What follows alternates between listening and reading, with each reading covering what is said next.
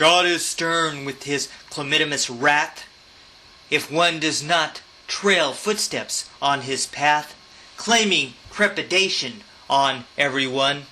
Through time from now back to the medieval, God could be disapprovingly evil, having a sense of humor. That is fun. I think of platypus with 4 webbed feet, while buzzing flies make babies on excrete, as the ostrich has comical long legs. The rockling dolphins gobble and grin, while snakes and reptile reject their skin, and flying birds find shelter in nest eggs. There are big and small critters to distress, while human feet look comically undressed. And there is a multitude of queer plants. There are bugs buzzing around to be pest, while human women have different size breast. And his conceptions are odd, I will grant. God gets high on my laughter where he dwells, for I fathom his sense of humor well, and I hear him laughing where I reside. In the end, I will visit St. Peter, between heaven and underground heater. Then he will ask me in jest to decide. As yet, I am lost in contemplation, why I cannot have an invitation to laugh with side-splitting God at his best. We could rent the moon for a spoofing show, to laugh like the sinners did years ago, when it was human versus God contest. We could ridicule humans on moon rocks, possessing our own sporting private box, scoffing over dissension multitudes. We would scan evil men selling used cars, then dumb politicians and movie stars, teasing with underground notable dudes. We could laugh with the killers and liars, then atheists and perverted friars.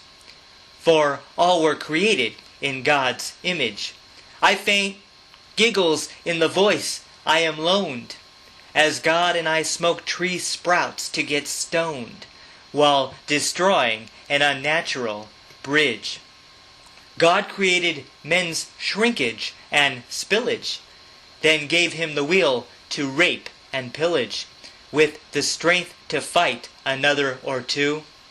God could force a pacifist man to roar, then frolic while shaking a crater floor, wanting to kill all the lawyers he knew. God and I would let out our mighty grin, allowing belched volcanoes to begin, leaving destruction on automatic. God made all humans to be foldable, while cliched and easily modable, bestowing a soft flame in their attic. God finds sadistic humor from left field, and then morosely refuses to yield, using all verbs that Funk and Wagnall knew. He can curse in Chinese and Portuguese, while creating a genetic disease to all new babies in his field of view. God can joke in Latin, pagan classic, or use languages back to Jurassic, until his laughter is haggard and weak. God approves when hearing his church bells chime, watching preachers steal money every time, laughing in tribal tongues of Mozambique. No race against God will end in a draw, for that is his clever, comical law. So all humans know they are going to lose. God finds humor when his fire erupts, burning people who he scopes as corrupt, while conceiving more people to abuse. God is funny, for he never grows old, laughing at his humans when uncontrolled, leaving his golden smirk where I reside. I ask if I could be God for a day, for that is all he would grant me to say. Then it would be up to God to decide.